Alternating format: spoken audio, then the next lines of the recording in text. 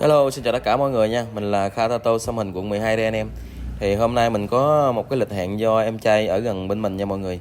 Thì em trai này đặt lịch để xăm một cái hình thể loại Maugi nha anh em. Thì sau một hồi tư vấn lựa chọn thì em trai chọn một cái hình họa tiết Maugi thì xăm một bên mặt chân nha anh em.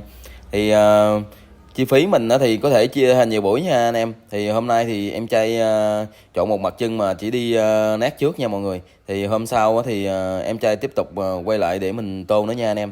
Thì anh em cùng xem quá trình làm việc của mình như thế nào nha mọi người. Thì để mình quay cận cảnh quá trình đi nét cho em trai nha.